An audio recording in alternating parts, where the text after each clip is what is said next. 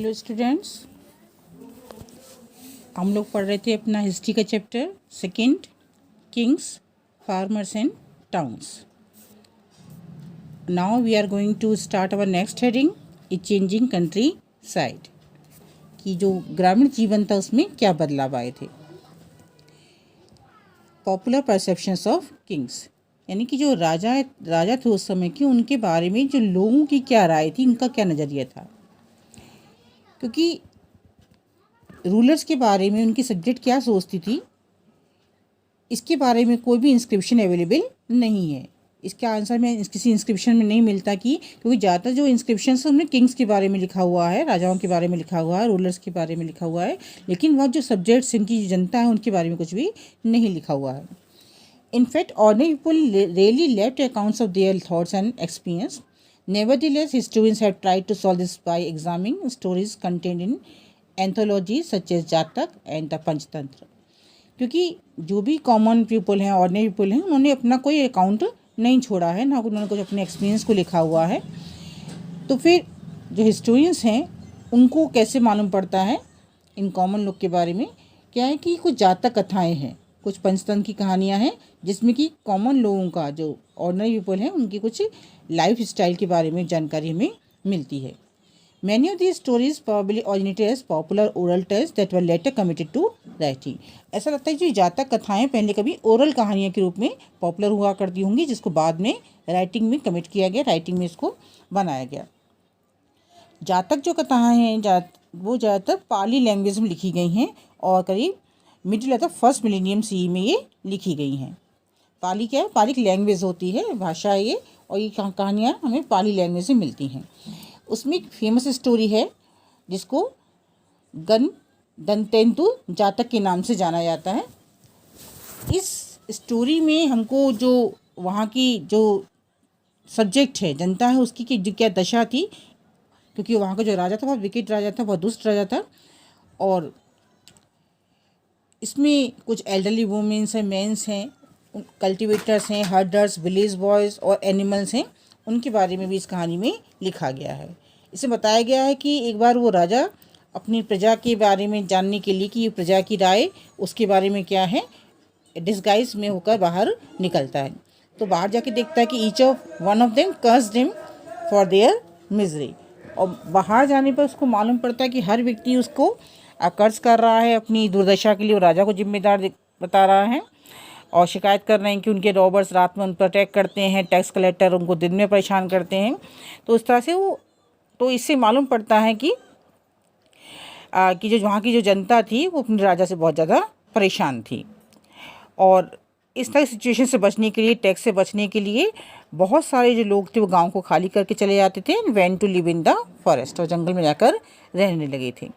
As the story indicates the relationship between a king and a subject, specially the rural population could often be strained. तो इन कहानी से मालूम पड़ता है कि जो रिलेशन थी किंग्स और सब्जेक्ट्स की वो कैसी थी। जनता परेशान थी अपने राजा से, क्योंकि उनसे जो किंग्स थे वो बहुत ज़्यादा हाई टैक्सेस लेते थे to fill their coffers. Coffer means खजाना, अपने खजाने को भरने के लिए बहुत ज़्यादा टैक्स की मांग किया करते थे, और जनता जो पीजेंट्स थे वो इस हाई टैक्स को, डिमांड को पूरी करने में अपने आप को ऑप्रेसिव फील किया करते थे। Escaping into forest remained an option as reflected in the Jatak story. Meanwhile, other strategies aimed at increasing production to meet growing demand for taxes also came to be adopted. तो high tax से बचने के लिए एक तो ये option था कि लोग जंगलों में भाग जाते थे, छिप जाते थे जाके फॉरेस्ट में, और दूसरा ऑप्शन ये था कि वो अपनी प्रोडक्शन को बढ़ाते थे ताकि जो बढ़े हुए टैक्स को वो पे कर सके। तो दोनों तरीके अपनाए जाते थे, और ये सारा जो रेफरेंस हमको मिलता है केवल जातक कथाओं में और पंचतंत्र की कहानियों में। और ये मैं स्टोरी बता रहा है, ये कहाँ मिलती है हमको, गणतंत्र जातक जो स्टोरी, उसमें इस तरह की स्टोरी हमें मिलती है।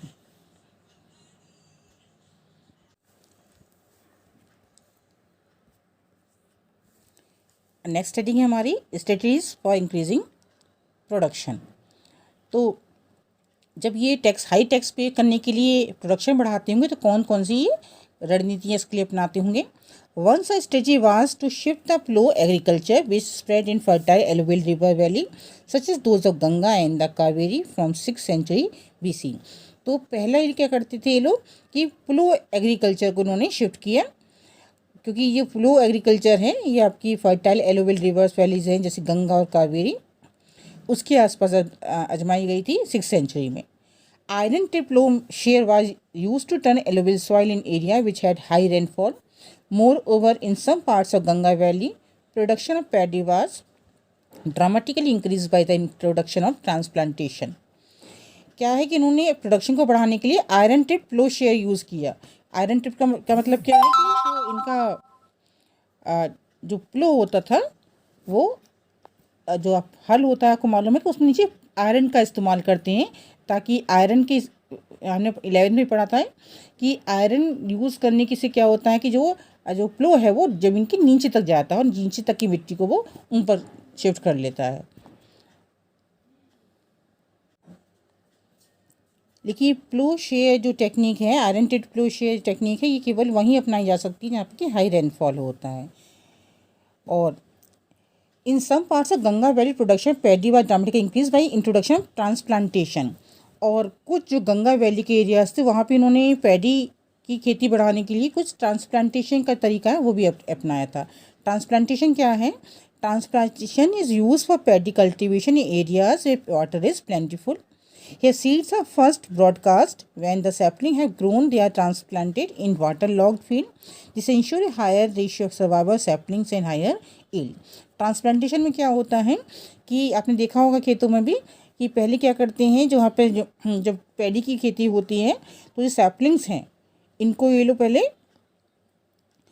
वाटर लॉग्ड, जहाँ पे प्लेंटीफुल वाटर है वहाँ पे इसको कल्टीवेट करते हैं सीड्स को, और जब ये सैपलिंग्स बन जाते हैं तो इनको ये ट्रांसप्लांट करते हैं वाटर लॉग्स फील्ड में, जो पानी भरी फील्ड होते हैं वहाँ पे दोबारा इसको उखाड़ के पौधों को लगाते हैं। इससे क्या होता है कि जो रेशियो है सैपलिंग्स के सर्वाइवल का वो काफ़ी बढ़ जाता है। तो प्रोडक्शन बढ़ाने के लिए उन्होंने दो तरीके अपनाए, एक तो आयरन टिप्ड फ्लो का इस्तेमाल किया, दूसरा इन्होंने क्या किया, ट्रांसप्लांटेशन टेक्निक अपनाई for increasing the production of the paddy. While the iron flow share moreover in some parts of Ganga Valley production of paddy was dramatically increased by the introduction of transplantation. All this mean back-breaking work for the producer. While the iron flow share led to growth in agriculture productivity, its use was restricted to certain parts of subcontinent cultivators in area which was semi-arid. हालांकि जो iron tipped ये flow का इस्तेमाल जो कर रहे थे, इसका जो यूज़ था कुछ एरिया में ही रेस्ट्रिक्टेड था। ये नहीं कि हर जगह इसका इस्तेमाल कर पा रहे थे, ये उन्हीं जगह इस्तेमाल कर रहे थे जहाँ पर कि हाई रेनफॉल होता है, और जो सब कॉन्टिनेंट एरिया है वहाँ जहाँ पर सेमी एरिड लैंड है वहाँ पर इसका इस्तेमाल नहीं किया जा रहा था। तो सेमी एरिड जो एरिया कहाँ के हैं आपके, पंजाब और राजस्थान के। तो 20th सेंचुरी तक भी यहाँ पर आयरन टिप्ड फ्लो का इस्तेमाल नहीं किया गया है, और यहाँ पे जो तरीका अपनाया जाता है एग्रीकल्चर के लिए वो यहाँ के लिए सूट भी नहीं करता है। और क्योंकि यहाँ पे हिली ट्रेन्स एरिया है, सेंटर पार्ट्स ऑफ सब कॉन्टिनेंट्स एरिया है, तो यहाँ पे इसका टेक्निक का यूज़ नहीं किया गया है। तो जो यहाँ पर इन एरिया में इन्होंने दूसरी टेक्निक अपनाई है वो कहलाती हैं to increase production was the use of irrigation through wells and tanks. And तो इन्होंने क्या किया कि जिन एरिया में सेमी एरिड लैंड है वहाँ पे इन्होंने हो एग्रीकल्चर को अपनाया। हो एग्रीकल्चर क्या होता है, ये कुदाल से खेती, कुदाल तक को मालूम होगा जो फावड़े की तरह होता है, और इन्होंने इस लैंड को कल्टीवेट करने के लिए हो का यूज़ किया ताकि जो खरपतवार है उसको हटाया जा सके। ये इसका इस्तेमाल उन्होंने टेरेन एरिया में किया, और जो आपके रेनफॉल वाले एरिया थे वहाँ पे इन्होंने ट्रांसप्लांटेशन और आयरन टिप्ड फ्लो का इस्तेमाल किया। एक और तरीका इन्होंने अपनाया एग्रीकल्चर प्रोडक्शन बढ़ाने के लिए, यूज़ ऑफ इरीगेशन। और क्योंकि जो बारिश है वो तो हमेशा अनसर्टेन रही है, इसलिए उन्होंने इरीगेशन तरीके लिए वेल्स, टैंक्स बनवाए, कैनल्स और कम्युनिटीज़ जो टैंक्स हैं वह कैनल्स का भी निर्माण कराया। कुछ इंडिविजुअल कंस्ट्रक्शंस भी हुए इरीगेशन वर्क्स के लिए, क्योंकि जो कॉमन थे वो तो सब लोग इस्तेमाल करते थे कि जो बड़े किसान थे उन्होंने कुछ इंडिविजुअल इरिगेशन वर्क्स ही बनाए, और जो भी इंडिविजुअल वर्क जो भी इरिगेशन की तैयार की गए वो ज़्यादातर पावरफुल मैन के द्वारा तैयार की गए, जिसमें किंग्स आते हैं और जो बड़े जमींदार वगैरह हैं। और क्योंकि इस तरह का इंस्क्रिप्शन हमें दिखाई पड़ता है, कुछ रिकॉर्डेड इंस्क्रिप्शंस हैं जो इससे मालूम पड़ता है कि यहाँ पे कुछ पब्लिक कल्टीवेशन इरिगेशन भी यूज़ होता था, साथ साथ कुछ प्राइवेट कल्टीवेशन का इस्तेमाल भी किया जाता था। तो ये तो बात हुई कि एग्रीकल्चर, तो यहाँ पे एग्रीकल्चर का तरीका तो डिफर था ही। तो क्या सोसाइटी जो थी, रूरल सोसाइटी, इसमें भी कोई अंतर था? क्योंकि ऐसा लगता है कि जो टेक्नोलॉजीज़ यहाँ इस्तेमाल की गई हैं, इससे प्रोडक्शन तो बड़ा होगा, लेकिन जो प्रोडक्शन बढ़े, प्रोडक्शन का लाभ होगा वो काफ़ी अनइवन होगा। What is evident is that there was growing differentiation amongst people engaged in agriculture. Stories, especially within the Buddhist tradition, refer to landless agriculture laborers, small peasants as well as large land holders. तो ये मालूम पड़ता है कि यहाँ पर जो society है वो काफ़ी डिफरेंट तरह के लोगों की है, वो लोग जो कि एग्रीकल्चर में इंगेज करते हैं। कुछ कहानियाँ हैं बुद्धिस्ट ट्रेडिशन की, इससे हमें मालूम पड़ता है कि यहाँ सोसाइटी काफ़ी डिफरेंट तरह की है, क्योंकि इसमें यहाँ पर कुछ लैंडलेस एग्रीकल्चर लेबरर्स भी थे, कुछ स्मॉल पीजेंट्स भी थे, कुछ लार्ज लैंड होल्डर्स भी थे, और एक टर्म यूज़ किया गया है गृहपति, जो पाली टैक्स हैं, तो उसमें ये वर्ड आता है गृहपति। और ये जो वर्ड है गृहपति सेकंड और थर्ड कैटेगरीज, यानी जो आपके स्मॉल पीजेंट्स हैं और लार्ज लैंड होल्डर्स हैं, इनके लिए इस्तेमाल होता है। जैसे गृहपति वर्ड से क्लियर होता है, गृहपति घर का पति, यानी वो व्यक्ति घर का ओनर, मास्टर और head of a house hold, जो कि जिसका कि पूरा कंट्रोल होता है अपने घर पर, control over the women, children, slaves and worker, और who shared a common residence. He was also the owner of the resource, land, animals, and other things that belonged to the household. Sometimes the term was used as a marker of status for men belonging to urban elite, including wealthy merchant. तो जो गृहपति है वो word उस व्यक्ति के लिए इस्तेमाल होता है जो कि घर का मालिक हो, जिसका कि पूरी फैमिली पे कंट्रोल होता हो। और ये कहीं कहीं ये वर्ड उन लोगों के लिए इस्तेमाल भी होता है गृहपति जो कि अर्बन एलाइट्स हैं, जो कि सामंत वगैरह हुआ करते थे, या फिर जो वेल्दी मर्चेंट है उनके लिए भी इन वर्ड्स का इस्तेमाल किया गया है। लेकिन यहाँ पर जो हम देख रहे हैं कि जो हमारे टैक्स हैं, यहाँ पर जो गृहपति है वो इसका वर्ड का यूज़ स्मॉल पीजेंट्स और लार्ज लैंड होल्डर्स के लिए किया गया है। The large landholders as well as the village headmen, whose position was often hereditary, emerged as powerful figure and often exercised control over other cultivator. तो जो बड़े land holders जिन्हें गृहपति कहते हैं, इनका जो कंट्रोल था, ये जो अदर कल्टिवेटर्स थे उनके पर इनका कंट्रोल बना हुआ था। इसके अलावा अर्ली तमिल लिटरेचर है जिसमें कि संगम टेक्स्ट आते हैं, इसमें भी हमें मालूम पड़ता है कि जो विलेज में रहने वाले लोग थे उनके यहाँ डिफरेंट कैटेगरीज हुआ करती थी। जो लार्ज लैंड होल्डर्स थे उन्हें क्या कहा जाता था? वेल्दा। जो प्लोमेन थे उन्हें उजावा, और जो स्लेव्स थे उन्हें कहा जाता था अधिमई। तो इसका मतलब है कि जो लैंड थी वो लोगों में अनइवनली डिवाइड थी, और जो प्रोडक्शन था वो भी काफ़ी अनइवन था। It is likely that these differences were based on differential access to land, labor and some of new technologies. In such a situation, question of control over land must have become crucial, as they were often discussed in the legal texts. तो ऐसा लगता है चूँकि technologies यहाँ पर difference थी, यहाँ पे जो लैंड होल्डिंग थी वो भी काफ़ी डिफरेंट थी, तो यहाँ पे इसलिए कैटेगरीज बन गई थी, बड़े लैंड ओनर्स की, छोटे लैंड ओनर्स की, पीजेंट्स की और स्लेव्स की। और यही कारण है कि अक्सर लैंड के कंट्रोल की हम बात करें तो थोड़ा सा क्रूशल हो जाता है, समझना काफ़ी मुश्किल हो जाता है, क्योंकि काफ़ी लीगल टैक्स हैं जिसमें इस तरह के झगड़ों के बारे में जानकारियाँ मिलती है। तो सो वी कैन से कि at that time there was a different social society.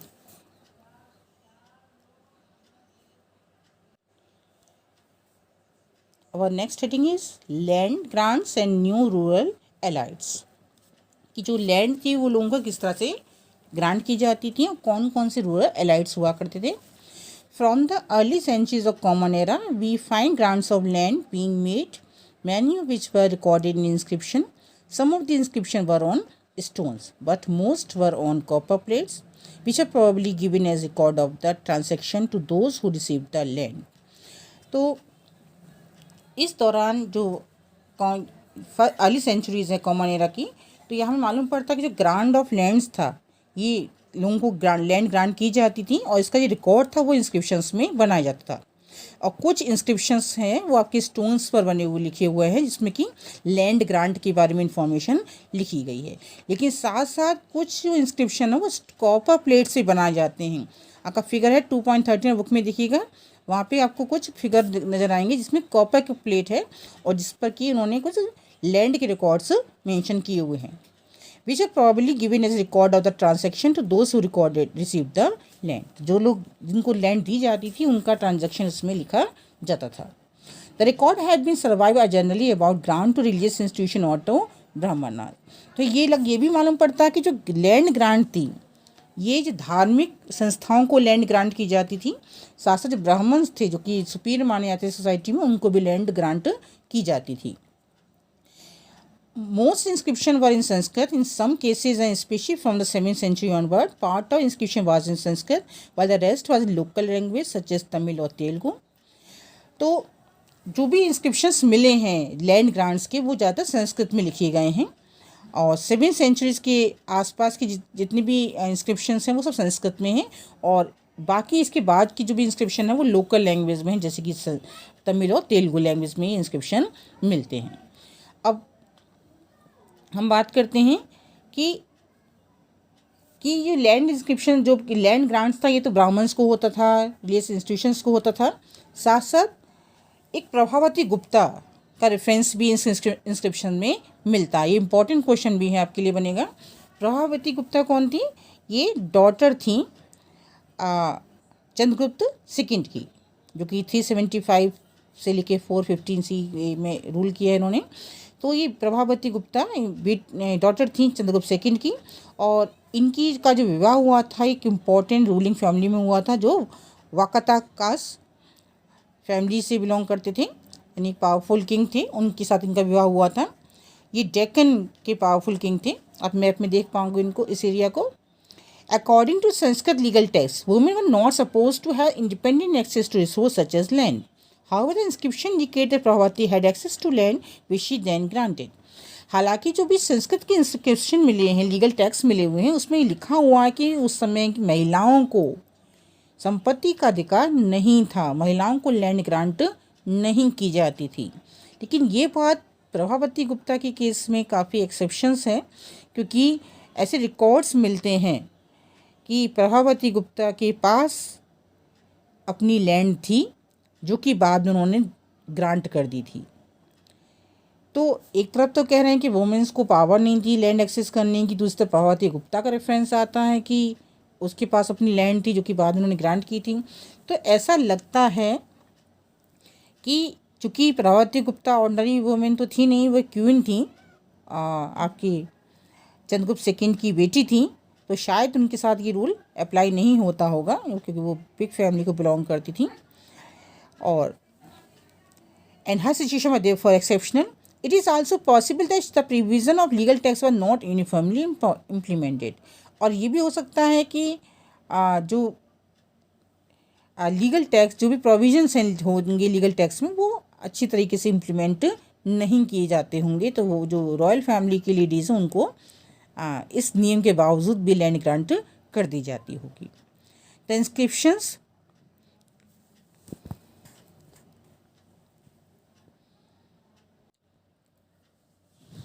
तो एक तो हमें इन इंस्क्रिप्शन से मालूम पड़ता है कि लैंड ग्रांट्स कैसा था, कैसे ब्राह्मण्स को मिलता था, लेडीज़ को लैंड ग्रांट्स नहीं होती थी, लेकिन प्रभावती गुप्ता इसका एक्सेप्शंस है।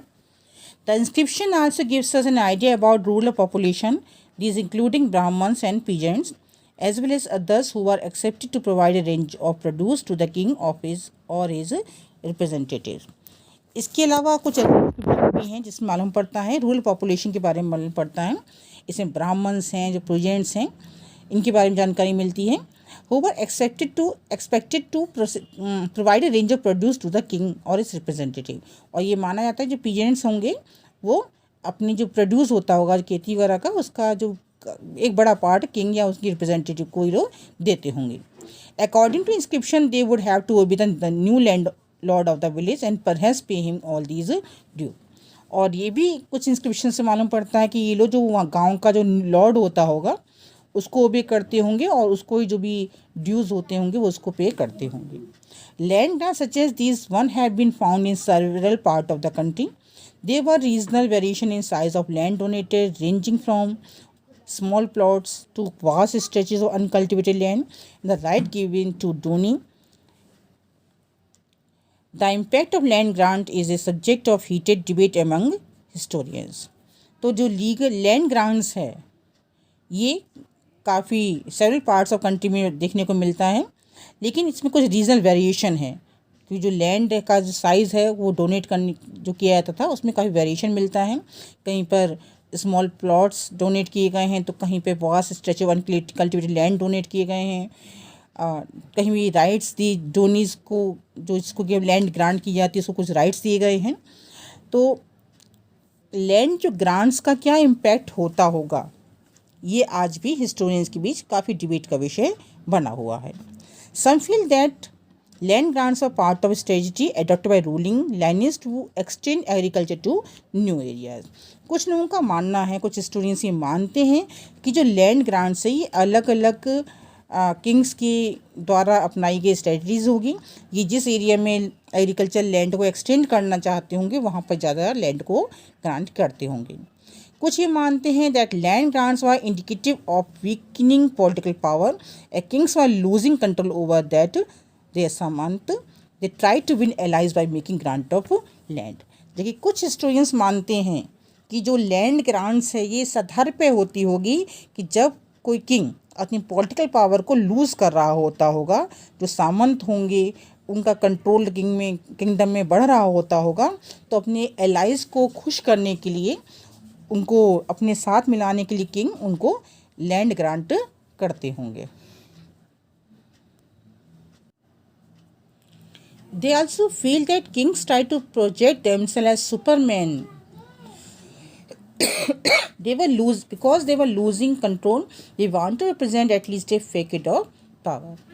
तो ये भी लगता है कि ऐसा लगता है कि जो किंग्स हैं ये अपने को सुपरमैन समझते होंगे। तो ऐसा लगता है कि जो किंग्स हैं वो अपने को सुपरमैन समझते थे, और जब उनको ये लगता हुआ कि उनका कंट्रोल ख़त्म हो रहा है तो वो लैंड प्रोवाइड के द्वारा अपना कंट्रोल इस्टेब्लिश करने की कोशिश करते होंगे। तो अपने जो भी उनके ऑफिसर्स होंगे उनके ऊपर, सामंत के ऊपर, पास्टलिस्ट ऑफिसर फोर्स जो हंटर गैदरर्स हैं, मोबाइल सेमिट्स हैं, आर्टिजन्स हैं, उन पर अपना कंट्रोल्स करते होंगे। और इनके बारे में जो भी जानकारी है वो हमें थोड़ी सी इंस्क्रिप्शंस में ही मिलती है।